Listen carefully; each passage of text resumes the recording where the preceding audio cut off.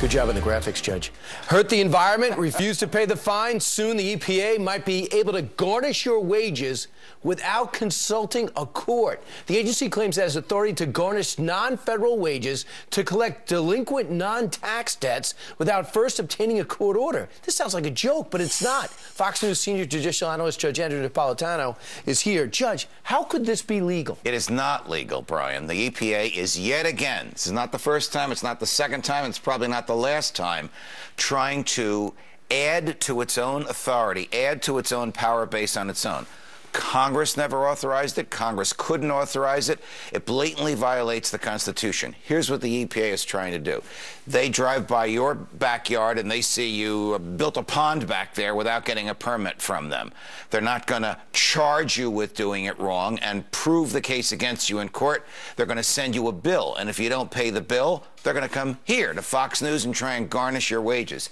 Absolutely unconstitutional, because the Constitution says if the government wants anything from you, your life, your liberty, your property, your money, has to give you have to have a right to a hearing. So, you know, the only time I could think this happens is with the IRS. When you owe the IRS money, they'll just, next thing you know, they could come out of your paycheck. Yes. When you file a tax return and it shows you still owe the government money, you've admitted you owe it that money, the government can go into your bank and take it, or go to your employer. How's this different?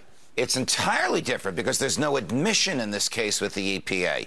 The EPA is simply saying, again, in the example of your backyard, the Kilmeades built this pond. They didn't get a permit from us. We're going to charge them $75,000 a day, which would be a drop in the bucket for you with your best-selling books. And we're just going to go and take the money from his bank account or take the money from his employer.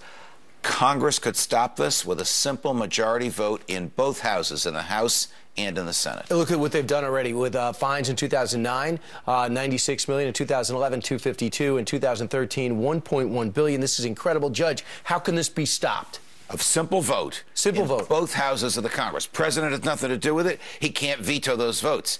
These are the president's people that are doing this. These are Barack Obama's appointees to the Environmental Protection Administration. You stand up to them. If you're a Democrat or Republican right now, I'm sure it'll pass. We know it's going to pass in the House because it's ridiculous. And this is an election year. No Democrat running in a close race wants to be on the side of the EPA when it comes to stealing money from Americans without giving them a hearing. Right. I built a pond for my turtle, but I didn't build a fence. So I built the pond, and the turtle got out the next day, and I was stuck with a pond. Where's the turtle now? We don't know.